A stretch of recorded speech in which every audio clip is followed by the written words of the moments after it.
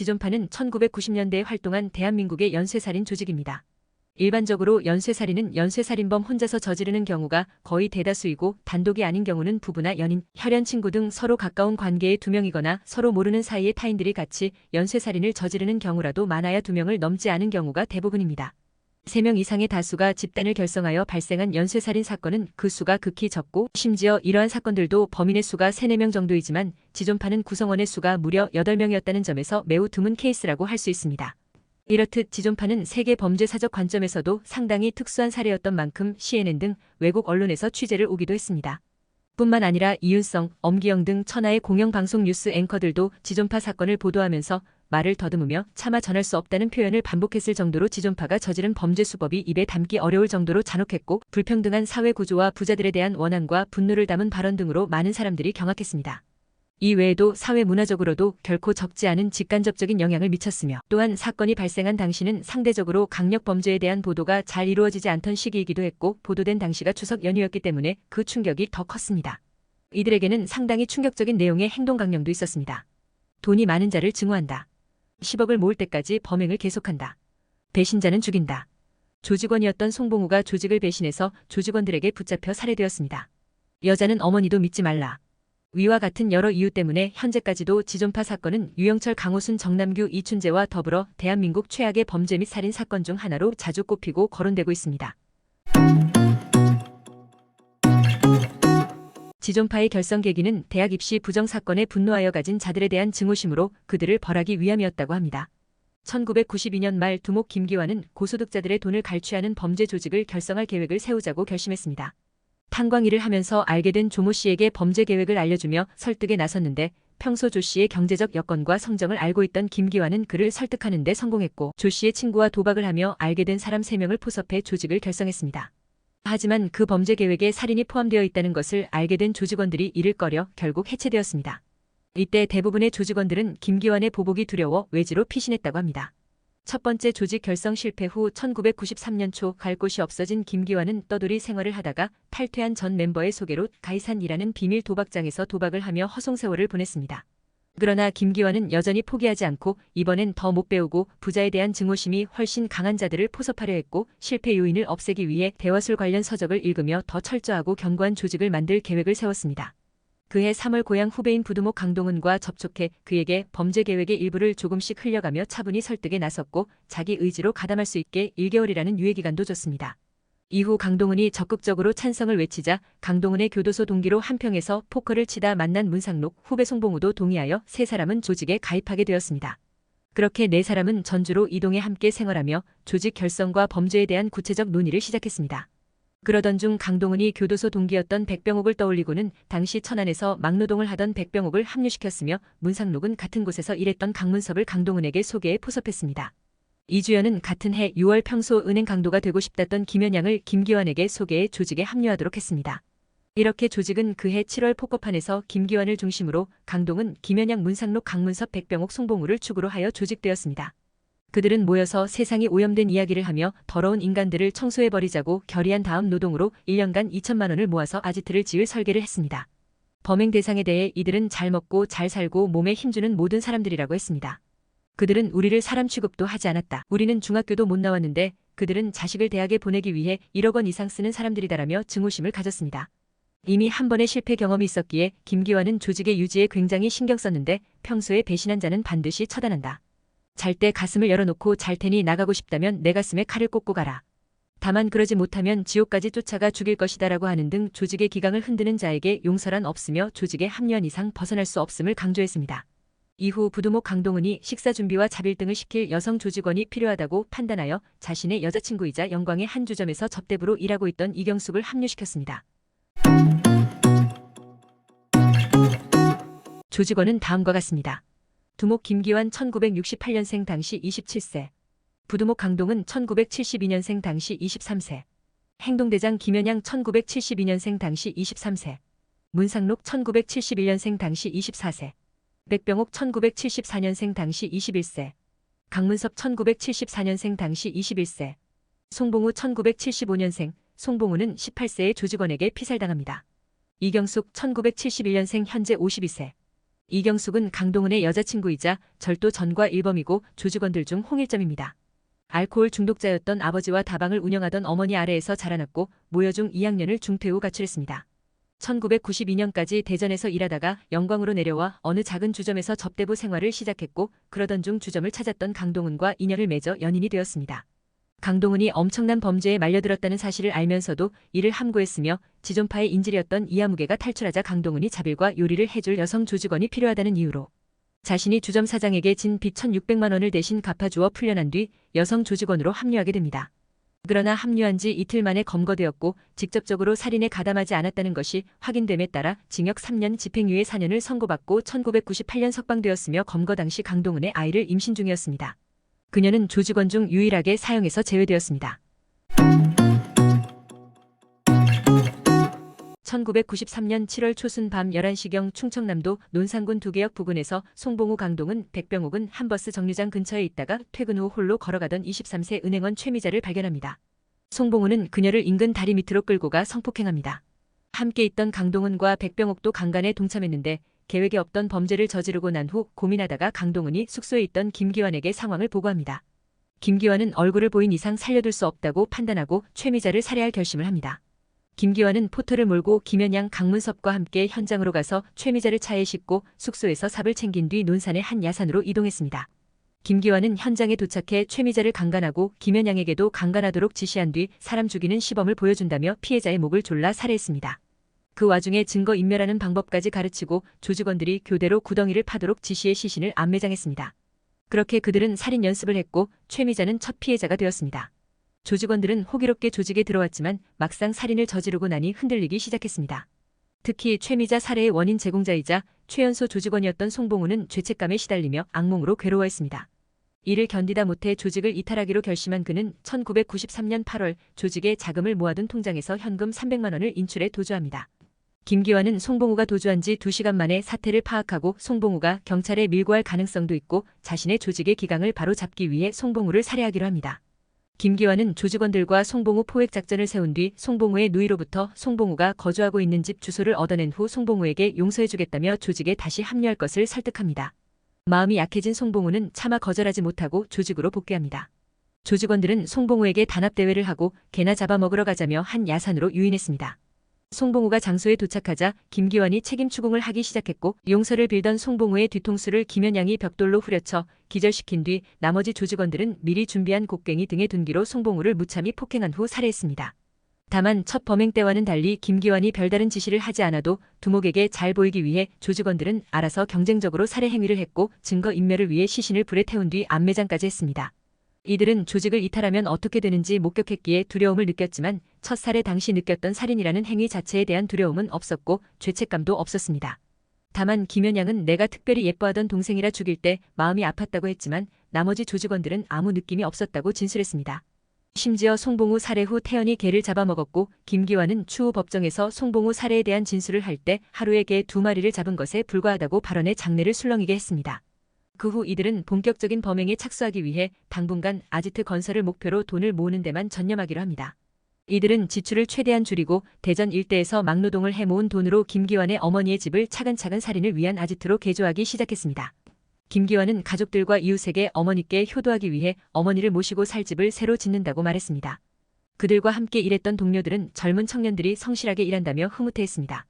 설마 그들이 등 뒤로 그런 끔찍한 범행을 모의하고 있을 거라고는 짐작하지 못했습니다. 1994년 6월 중순 김연양의 생일 당일 김기환은 김연양에게 생일 파티를 열어준다며 조직원들과 모처럼 회식을 합니다.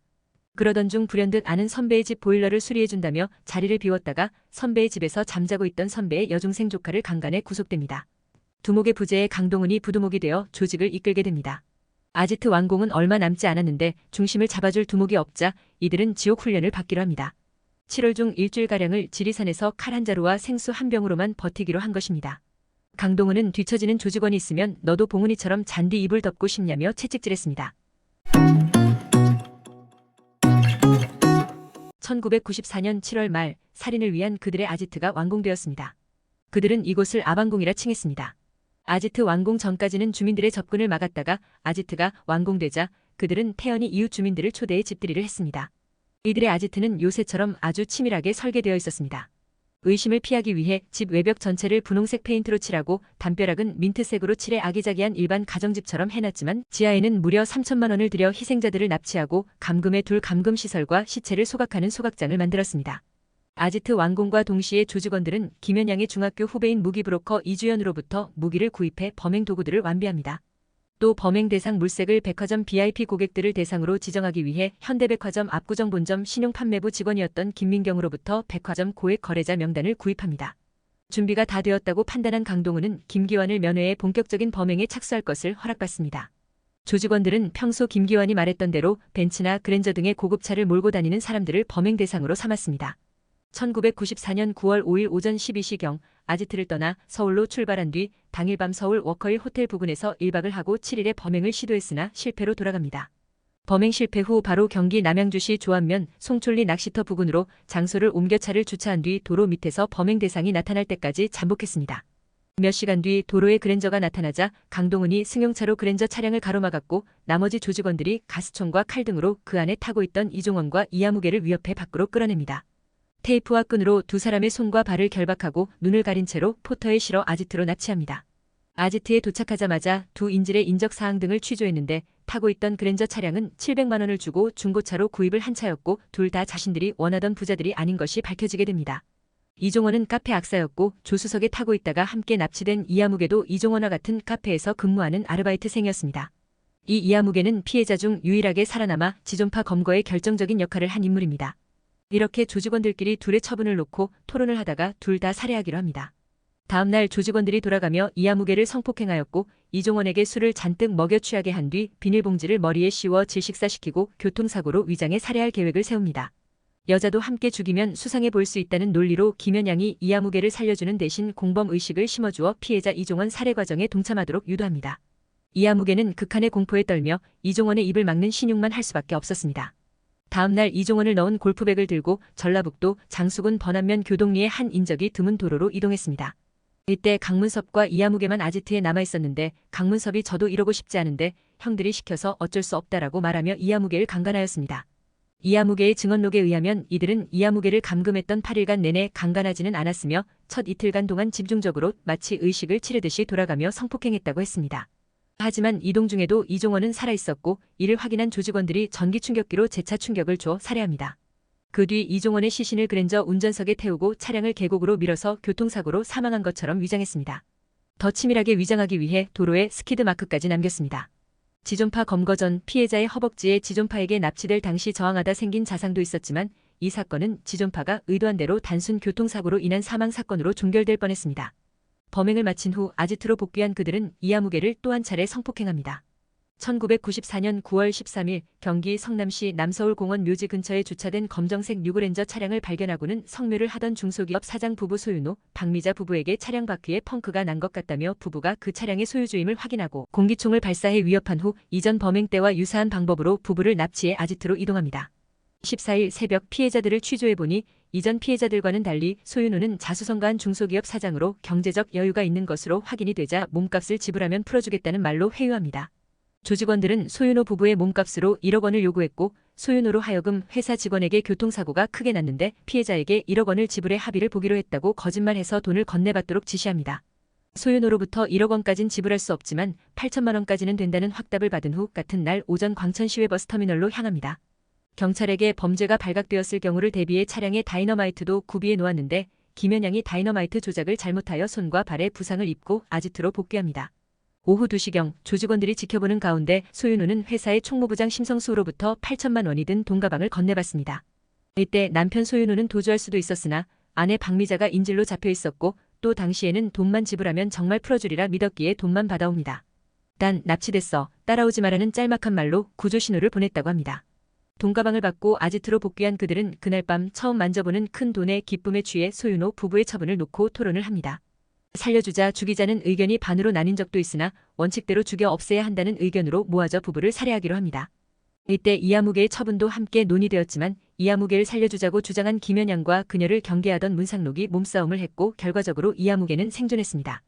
이들은 부부에게 집으로 돌려보내주겠다며 술을 먹여 물리적으로 저항하지 못할 때까지 취하게 한 뒤 이하무개를 확실하게 범죄에 가담시킬 목적으로 총을 발사하여 소윤호를 살해하도록 지시합니다. 김연양이 이아무개의 신체를 속박해 강제로 총을 발사하도록 했습니다. 김연양이 소윤호를, 강문섭이 박미자를 맡아 시신을 해체했고 나머지 조직원들은 이아무개가 고개를 돌리고 있자 조직원 중 일부가 이아무개의 머리를 잡으며 죽기 싫으면 바라는 말과 함께 강제로 이 끔찍한 광경을 보게 했습니다. 이 과정에서 김연양은 사체의 일부를 도려내어 먹는 기행을 보입니다. 이때 김연양이 이아무개에게 사람 고기 처음 보죠? 맛있어요라며 인육을 건넸지만 이아무개는 거절했습니다. 절단한 사체를 소각하는 과정이 오래 걸려 세계조로 편성까지 했습니다.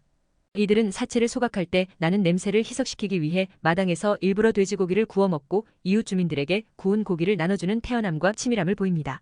이들은 소윤호로부터 빼앗은 8천만 원 중 일부를 1,500만 원 상당의 총기 2자루를 청계천에서 구입했고 현대자동차에서 포터 냉동 탑차를 비롯해 갤로퍼 소나타2 등의 차량들을 다른 사람의 명의로 구입할 계획을 세울 뿐만 아니라 중국으로 가 전지훈련을 받은 후 최후의 두목 김기환을 체포한 전남도경 영광경찰서를 습격하여 경찰관들을 죽이고 총기를 탈취하여 MBC를 습격할 계획을 꾸밉니다.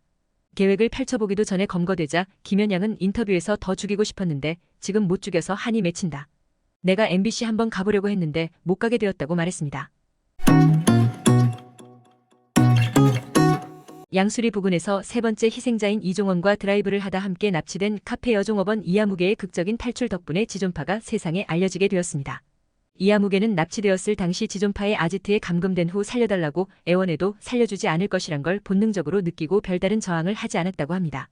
그녀가 처음 잡혀왔을 때 김연양이 당신이 이제부터 우리가 하라는 대로 따르면 우리는 당신을 살려줄 것이고 아니면 죽일 것이다 라고 했을 때도 이미 그녀는 자신들이 살아서 나갈 수 없다는 걸 눈치채고 있었기에 어이가 없어서 픽 웃어버렸는데 이런 그녀의 반응에 김연양은 당황했다고 합니다. 그러나 김연양이 이아무개에게 연정을 품게 되어 이아무개를 죽이려는 조직원들을 설득시키면서 그는 간신히 목숨을 부지하게 됩니다. 김연양이 이아무개에게 가진 감정이 연정이었다는 것은 나중에 밝혀진 사실입니다. 어머니에 대한 증오가 여성을 향한 혐오로 번졌던 김연양이었지만 그만큼 연상 여성은 어머니에 대한 사랑에 결핍되어 있어 이아무개를 특별 대우한 것입니다. 이아무개는 김연양이 자신에게 존댓말을 썼고 자신의 개인사도 이야기했다고 밝혔습니다. 목숨은 부지하게 됐으나 입막음용으로 살인에 가담할 것을 강요받은 이아무개는 조직원들이 억지로 피해자의 손을 갖다 대는 식으로 이종원과 중소기업 사장 부부를 죽이는 것에 동참당했습니다. 이것은 범행에 가담한 것이 아닌 또 다른 피해를 입은 것이라고 할 수 있는데 이러한 점에서 이아무개는 불기소 처분을 받았으며 중요 제보자 및 증인으로 보호받게 되었습니다. 두 차례의 범행 현장에 있으므로 문상록을 제외한 지존파 조직원들에게 얼추 신임을 얻었으나 그녀를 끝까지 믿지 못했던 문상록이 김연양과 심하게 갈등을 빚으며 언제든 지존파에게 희생될 수도 있는 위태로운 상황이 계속 이어졌습니다. 그러다 이아무개의 탈출 기회는 우연히 찾아왔습니다. 피해자 소윤호 살해 당시 다이너마이트를 잘못 다뤄 손과 발에 부상을 입은 김연양이 실밥을 풀고 상처 부위에 소독을 받기로 한 날 이아무개는 김연양에게 병원에 동행하게 해달라고 부탁했는데 김연양은 흔쾌히 그러자고 답했고 그렇게 이아무개는 그와 병원까지 동행하게 됐습니다. 진료를 받기 위해 대기하던 중 김연양은 현금 50만 원이 든 지갑과 휴대전화를 이아무개에게 맡기고 진료실로 들어갔습니다. 이 부분이 김연양이 의도적으로 이아무개에게 탈출할 기회를 준 것인지 아니면 그저 자만한 것인지 논쟁이 되는 포인트입니다. 거금과 귀중품을 인질에게 맡긴 채 자리를 비우는 것은 상식적으로 이해가 가지 않는 행동이기에 당시 김연양의 심리에 대해 아직까지도 다양한 해석이 나오고 있는데 이아무개의 회고록에 따르면 자신을 동행으로 데리고 가는 김연양에게 조직원들이 의문을 품자 자신이 책임지겠다고 했으며 병원으로 향하는 중에도 진료 대기 중에도 이아무개에게 수시로 도망가고 싶으면 도망가라고 했다고 합니다. 이아무개는 그렇게 극적으로 도망칠 수 있는 기회가 주어지자 자리에서 일어나서는 빠른 걸음으로 병원을 빠져나와서 택시를 잡았습니다. 지존파의 행동 반경으로부터 최대한 멀어지기 위해 택시기사에게 해남경찰서로 가달라고 했으나 얼마 되지 않아 하차하고 포도밭 인근의 농가에 숨어들었습니다. 비닐하우스 안 평상 밑에 몇 시간을 숨어있던 이아무개는 집주인 부부에게 도움을 요청하고 집주인 지인의 차를 얻어 타 대전까지 이동했으며 대전 톨게이트에서 택시를 잡아 서울의 한 모텔에 도착한 뒤 자신이 일하던 카페에 연락을 해 자초지종을 설명했습니다.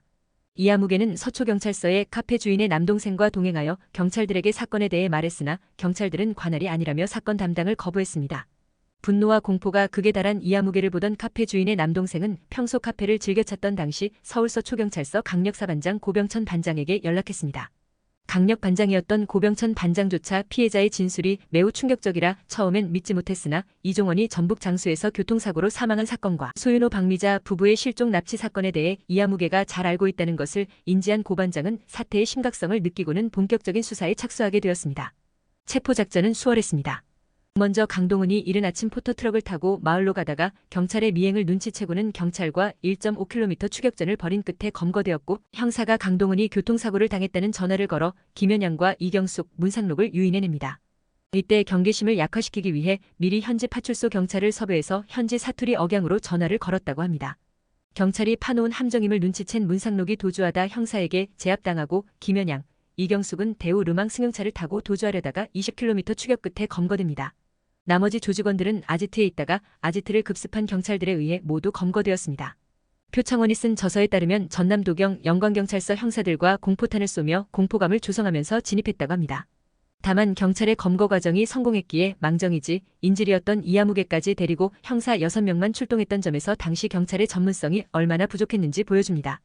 이아무개의 탈출 후 이들이 하루라도 빨리 아지트를 떴으면 검거되지 못했거나 검거되더라도 시간을 벌 수 있었을 테지만 이아무개가 탈출했음에도 아지트에 남아있었던 이유는 이아무개의 탈출 성공 후 그들이 영광경찰서 앞에 3일 동안 잠복하며 경찰들의 동태를 살폈으나 평소와 같았고 이아무개가 범행에 가담했기 때문에 쉽사리 신고하지 못할 것이라고 믿어서 이아무개가 신고하지 않고 그냥 도망간 것이라고 짐작했기 때문입니다. 멀리 서울까지 달아나서 신고한 기지가 발휘된 부분이라고 할 수 있습니다. 현재와는 다르게 당시에는 중범법자는 검거 즉시 신상 공개를 하는 게 당연하게 여겨졌으므로 범인 체포 후 얼굴이 그대로 나왔고 이들은 카메라 앞에서 돈 없다고 무시하는 것들, 압구정동 야타족들 모조리 죽이지 못한 게 한이다라고 말하며 사회에 대한 불만을 드러냈습니다. 또 강령의 고급 중대형차들을 범행 대상으로 지정했다는 사실이 보도되어 고급 중대형차 판매량이 일시 감소했으며 고급차들의 중고 매물이 갑자기 늘었습니다. 이들은 중국에 가서 전지 훈련을 하려 했었고 야인이나 뺑기통과 같은 책을 교재로 삼았다고 자랑했습니다. 더 나아가 압구정 야타족과 백화점 고객 등 돈 많은 이들을 살해하고 심지어는 경기도 일대 러브호텔까지 송두리째 쓸어버리려고 했다는 미친 소리까지 했습니다. 그리고 백화점 우수 고객 1200명 명단 리스트가 지존파 손에 들어간 것이 확인되자 우수 고객들이 백화점 측에 항의하여 백화점 상담 전화가 마비되는 사태가 벌어지기도 했습니다. 누가 묻지도 않았는데 김연양은 자랑스럽게 인육을 맛봤다고 했고 왜 식인을 했냐는 기자의 질문에 대한 답은 인간이길 포기하기 위해서라고 황당무계한 궤변을 짓거리는 등 반성에 기미는 눈 씻고 찾아보기도 힘들 정도로 없었으며 살인의 이유를 불평등한 사회 모순 때문이라며 사회 탓으로 돌리고 자신들의 가치전도 현상을 정당화하려 했습니다. 김연양은 체포되어 끌려갈 때 2천만 원 이상의 자동차를 가진 놈들은 다 죽여야 해. 그래야 내 원한이 풀려라고 소리를 쳤다고 주민들이 증언했으며 이들은 현장 검증에선 잘난 놈들을 죽이려 했다고 거듭 말했습니다. 당시 2천만 원으로 뉴 그랜저 정도의 자동차를 구매할 수 있었습니다. 경찰이 지존파로부터 압수한 무기는 다이너마이트 23개, 뇌관 14개, 망원 렌즈가 달린 공기총 1정, 가스총 1정, 등산용 지팡이로 위장한 대검 7개, 대검 4개, 전자충격기 1개, 전자봉 1개, 무전기 2대, 호출기 5개 등이었습니다. 이경숙은 가담 이틀 만에 체포, 살인 행각과 관련이 없다는 점이 참작되어 징역 3년에 집행유예 4년을 선고받았고 나머지 지존파 일당 전원은 1994년 10월 31일 서울지방법원에서 강도살인, 사체유기, 사체손괴, 인육섭취, 범죄단체 조직 및 가입죄, 특수강간 등이 적용되어 구형대로 사형이 선고되었습니다. 이후 고등법원, 대법원에서 모두 연이어 사형을 선고받고 1995년 11월 2일 두목 김기환을 포함해 조직원 6명에 대한 사형 집행이 신속하게 이루어졌습니다. 김기환, 강동은, 김연양, 문상록은 만장일치로 사형 선고를 내렸지만 뒤처리 담당이었던 강문섭, 백병옥은 선고를 내릴 때 목숨만은 살려주자는 판사들이 있었고 다른 조직원 4명도 둘의 감형을 요청했지만 결국 둘 다 사형을 선고받았습니다.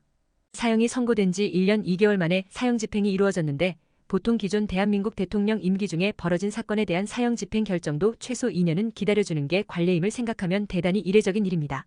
원래 사형수에 대한 형 집행은 그가 무고할 가능성도 감안하고 또한 마음을 정리하고 뒤늦게나마 교화될 기회를 주기 위해 정권이 바뀐 뒤에 즉 수년 뒤에 이뤄지는 것이 원칙이지만 이 사건은 워낙 사회적으로 엄청난 충격을 준 예외적인 경우이며 무고할 가능성도 전혀 없기 때문에 신속하게 사형을 집행한 것으로 보입니다. 한동안 영광의 주민들은 자신들이 영광 사람이라는 것을 입 밖에도 내지 못했다고 하며 영광 사람들이 객지에 나가면 살인자와 같은 동네에 산다고 해코지를 많이 당했다고 합니다.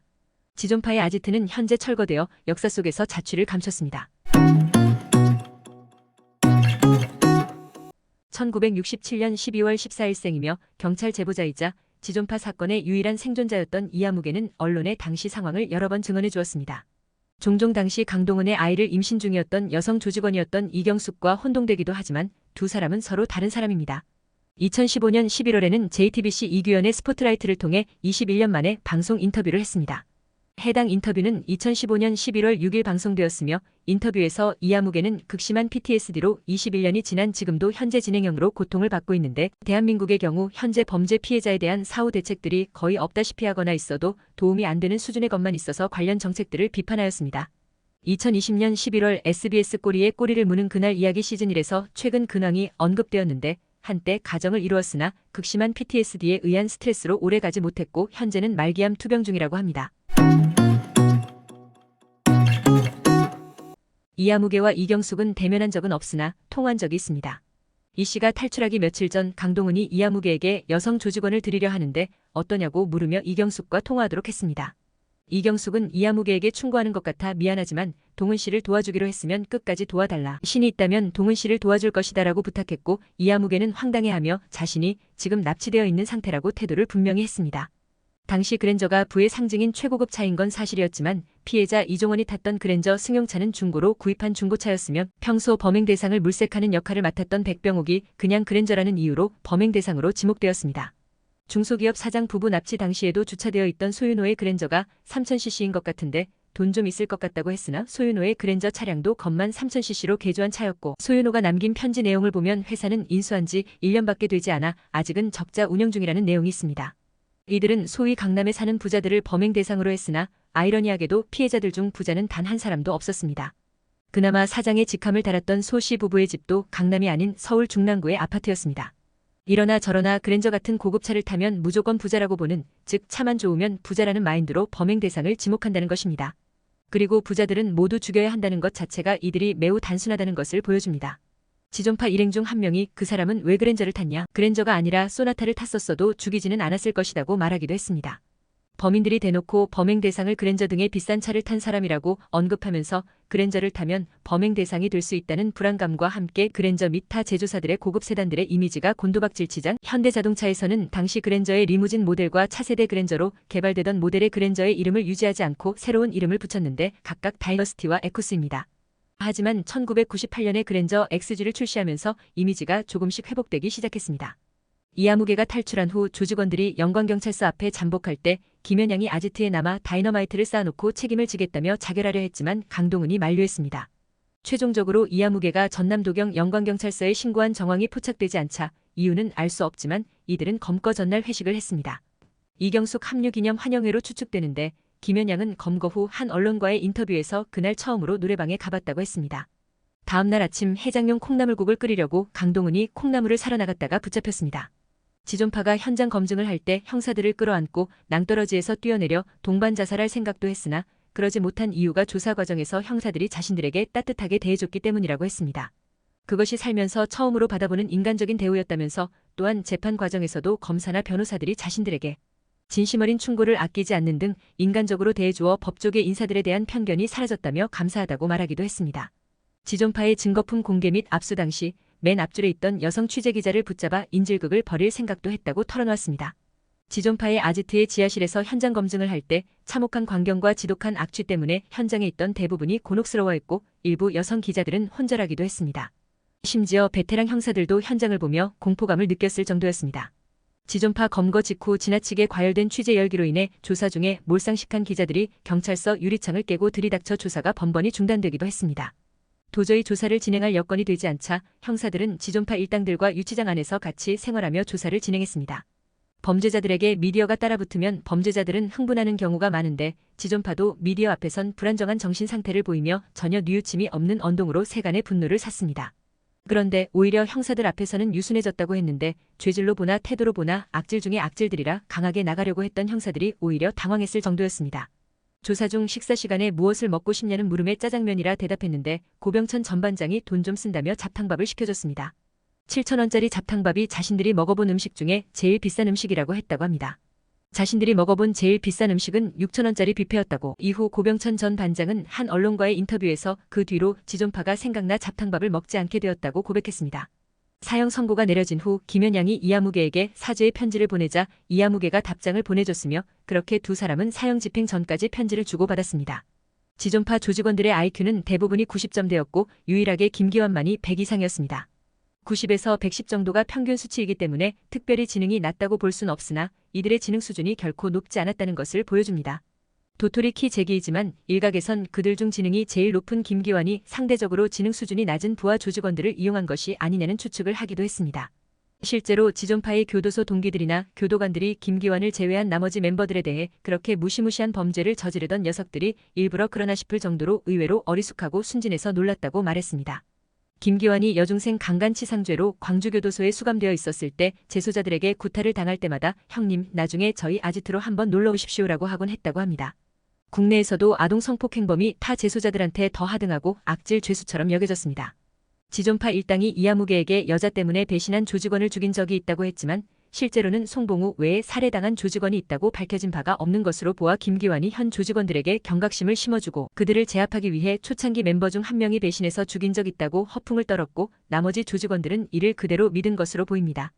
애초에 이전 조직 결성에 실패한 이유도 여자 때문이 아니라 잔혹한 범죄 계획에 모두 겁을 먹고 발을 뺀 것이기에 여자 때문에 배신한 자에 대한 말이 거짓말이었을 가능성에 무게를 실어줍니다.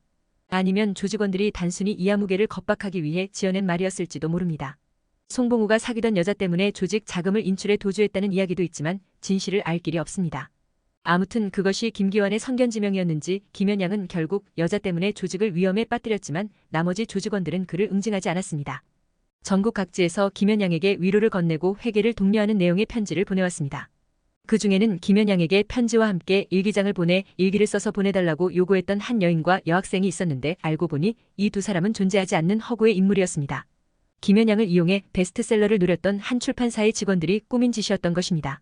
그들이 보낸 일기장과 편지는 구치소 교무과에서 교화상 불허라는 이유로 불허가 되어 영치되었다가 사형 집행 후 지존파 일당들의 유품 정리 과정에서 발견되었습니다. 지존파들은 종교를 꽤 강하게 거부해서 전도하기가 힘들었으나 김현양이 제일 먼저 종교에 귀의하여 전도하자 그를 포함 강동은 백병옥 강문섭은 개신교 신자가 되었고 김기환 문상록은 천주교 신자가 되었습니다. 종교에 대한 거부감이 강했던 김기환이 가장 나중에 종교를 받아들였습니다. 이후 지존파의 아지트는 완전히 철거되어 없어졌습니다. 한 대형 교회에서 아지트 자리에 땅을 사서 교회를 세우려고 한 바 있는데 이 계획이 무산되었는지 현재까지 아지트터는 빈 땅으로 방치되어 있습니다. 다만 영광군에서 아지트 주변의 땅을 매입해 공원을 조성했습니다. 지존파 조직원들은 아지트를 아방궁이라 칭했으며 철근 등 기본적인 자재들을 제외한 아지트 건축용 자재들 중 부족한 것은 자신들이 일하던 건설 현장에서 조금씩 훔쳐왔습니다. 그러면서도 자재를 사느라 진 빚 1,000만 원을 갚기도 했습니다. 물론 그 1,000만 원 역시 소사장 부부의 몸값 8천만 원 중 일부였습니다. 김현양은 검거 직후부터 각종 인터뷰에서 사죄의 의미로 장기 기증을 하고 싶다고 말해왔습니다. 그러나 사회의 냉대를 되갚아줘서 후련하다는 등 여전히 사회에 대한 강한 불만을 내비치고 자신의 범죄를 정당화하는 태도를 보였기 때문에 그 의중을 의심한 대중들은 장기 기증의 숭고한 의미를 알고나 떠드는 것이냐며 질타했습니다. 첫 공판 당시엔 이미 극형을 각오했는지 진지하게 피해자들과 유족에 대한 사죄의 의미로 생존자 이아무개의 생일을 기해 사형 선고 전에라도 신장 한쪽을 산채로라도 기증하고 싶다는 뜻을 밝혔습니다. 하지만 산채로 장기 기증을 하는 것은 규정에 위반되기 때문에 정식으로 장기 기증서에 서명한 후 기회가 있을 때마다 계속해서 사후에 안구와 신장 등을 기증을 하고 싶다고 말해왔습니다. 김현양에 이어 다른 조직원들도 장기 기증 의사를 밝혔고 기증서를 제출했습니다. 김기환은 끝까지 거부하다가 사형을 앞두고 역시 장기 기증서에 서명했습니다. 그러나 이들이 극악무도한 범죄자들이기 때문에 인수를 거부당한 것인지 절차상 문제가 발생했던 것인지 뚜렷한 이유가 밝혀지지 않은 채 결국 무산되고 말았습니다. 한편 지존파와 같은 날 사형이 집행되었던 사형수들 중 일부는 장기 기증이 이루어졌습니다. 이경숙을 제외한 지존파 일당의 사형이 집행되고 지존파 일당 중 문상록의 시신을 인수할 유족이 없자 고병천 반장의 배우자가 문상록의 시체를 대신 인수해 천주교 공동묘지에 묻었습니다. 실제로도 사형이 집행된 사람의 경우 유족들이 사형수와의 혈연 자체를 아예 부정하고 싶어하기 때문에 시신 인수를 거부하는 사례가 많습니다. 희생자 중 하나였던 소윤호 사장이 운영하던 삼정기계공업은 울산 온산공단에 위치한 중소기업인데 사장의 피살 이후 직원들이 살리겠다고 애를 썼습니다. 처조카가 회사를 이어받으나 1차 부도 이후 잠적을 하였고 이후 1년도 안 돼 18억 원의 어음을 막지 못하여 최종 부도가 났습니다. 이 사건을 최초로 특종 보도한 언론사는 MBC인데 당시 입사 1년차였던 경찰 출입기자 김은혜는 밤중에 불 켜진 경찰서 강력반 사무실 창문에서 새 나오는 묘지, 부자, 카드, 인육 등 4단어로 추리해냈고 조사를 마친 강력반 형사를 남자 화장실까지 따라가 탐문한 끝에 특종을 잡아냈다고 합니다. 이후 다음날 아침 6시 MBC 뉴스와이드에서 첫 보도가 나갔으나 인육이란 수위 높은 단어 때문에 혼이나 근신하기도 했습니다. 해당 비화는 2008년 4월 23일자 MBC 황금어장 무릎팍도사에서 소개됐습니다. 지존파의 사형 집행 때 이들의 집행 순서가 공개되었습니다.